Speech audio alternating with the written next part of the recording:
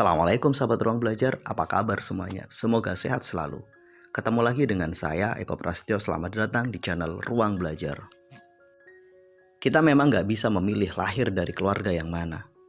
Kalau bisa memilih, kita semua pasti ingin terlahir dari keluarga yang secara finansial baik-baik saja. Sebagian dari kita terlahir dari situasi keluarga yang sulit dari sisi finansial. Sebagian lain berada di posisi menengah, dan sebagian kecil mereka terlahir dengan penuh keberuntungan, tumbuh di keluarga yang secara finansial sangat kuat. Pada akhirnya, perbedaan situasi finansial ini kemudian berlanjut pada saat kita memasuki usia dewasa. Sebagian besar dari orang-orang yang terlahir di keluarga miskin, mereka tetap stay dalam situasi dan kondisi itu.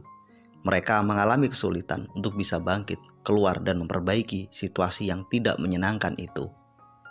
Hasil riset menunjukkan bahwa 40% dari anak-anak yang terlahir dari keluarga miskin, mereka tetap miskin pada saat memasuki usia dewasa.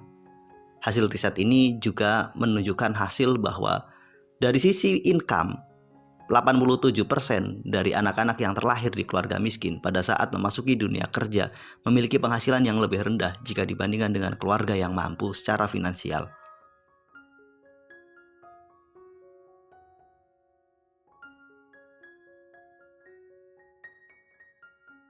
Salah satu penyebab kenapa seseorang yang lahir dari keluarga miskin, kemudian pada saat ia dewasa, mereka sulit untuk lepas dari jerat kemiskinan tersebut adalah karena akses pendidikan yang mereka dapat pada saat kecil sampai dengan remaja sangatlah buruk. Karena kondisi finansial yang gak terlalu baik, membuat mereka juga gak mampu mengakses pendidikan terbaik. Mereka sekolah seadanya, bahkan kadang putus sekolah. Kondisi ini menyebabkan ketika mereka memasuki dunia kerja, mereka merasa termarginalkan. Mereka sulit mendapatkan pekerjaan yang baik karena memang akses pendidikan yang mereka dapatkan juga nggak terlalu baik. Pada akhirnya, ini menjadi satu lingkaran setan kemiskinan. Keluarga miskin menyebabkan seseorang sulit untuk mengakses pendidikan terbaik. Akses pendidikan yang nggak terlalu baik membuat mereka sulit mendapatkan pekerjaan yang layak.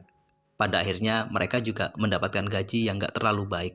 Kemudian mereka tumbuh, berkeluarga, dan akhirnya ini menjadi sesuatu yang diwariskan secara terus-menerus. Artinya, memperbaiki akses pendidikan menjadi kata kunci, karena akses pendidikan yang baik dapat membuat seseorang memiliki kualitas diri yang juga lebih baik.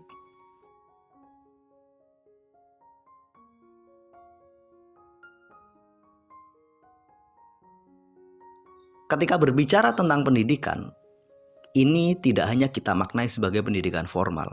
Artinya, mungkin benar secara formal pendidikan mereka lebih rendah, tapi ternyata ada faktor lain, pendidikan informal yang bertujuan untuk meningkatkan kualitas diri, mengikuti pelatihan, mengikuti seminar, ini juga menjadi penentu yang lainnya. Masalahnya, banyak orang yang setelah bekerja, mereka enggan untuk melakukan investasi dalam upaya meningkatkan kualitas diri. Mereka enggan menghabiskan sebagian kecil dari uangnya untuk belajar, untuk mengikuti pelatihan, atau mungkin mengambil pendidikan lebih lanjut.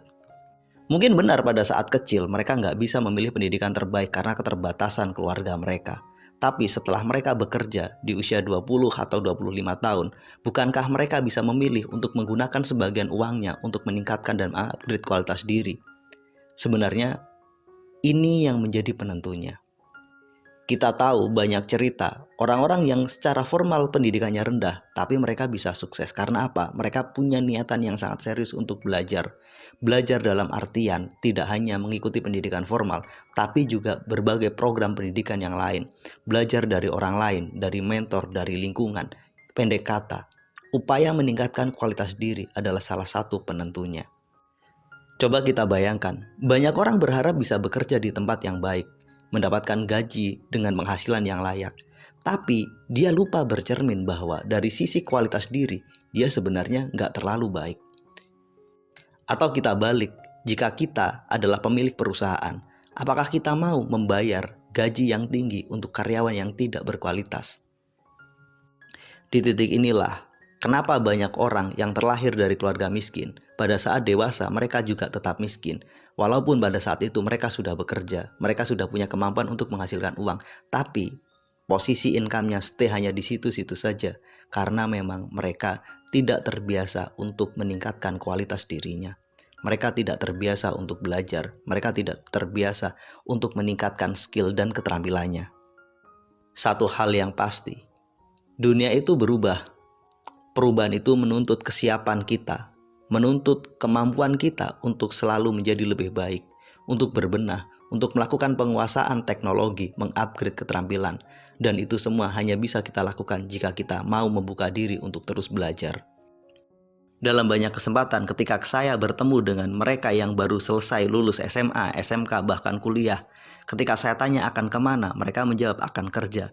Ketika saya bertanya apa keterampilan spesifik yang kamu punya, mereka hanya menjawab dengan senyum.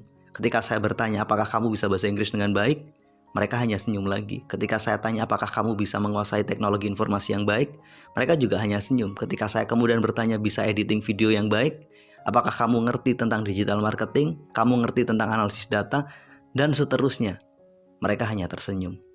Kemudian mereka menjawab, tidak Pak, saya tidak ngerti. Kemudian kamu mau cari kerja apa? Itulah situasi yang dihadapi oleh sebagian orang yang terlahir dari keluarga secara finansial yang gak baik-baik saja.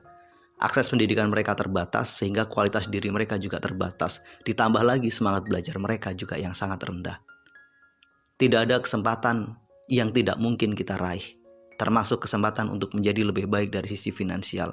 Syaratnya satu, tingkatkan kualitas diri kita. Buat teman-teman yang ingin terus belajar dan meningkatkan kualitas diri, kami mengundang sahabat ruang belajar untuk bergabung di salah satu kelas finansial transformasi. Sebuah program yang kita susun untuk membantu sahabat-sahabat semua memahami dan mengenal literasi keuangan dengan lebih baik, bagaimana cara kelola uang. Kemudian program ini juga didesain untuk mengubah perilaku keuangan kita agar pada saatnya nanti bukan sekedar pengetahuan kita yang berubah, tapi juga keterampilan dan perilaku kita dalam mengelola uang ikut berubah. Yuk bergabung di kelas ini. Caranya mudah, silahkan temukan link pendaftaran di deskripsi video ini. Terima kasih buat teman-teman yang telah menonton video ini. Yuk terus semangat untuk belajar. Sampai ketemu pada video kami berikutnya. Assalamualaikum warahmatullahi wabarakatuh.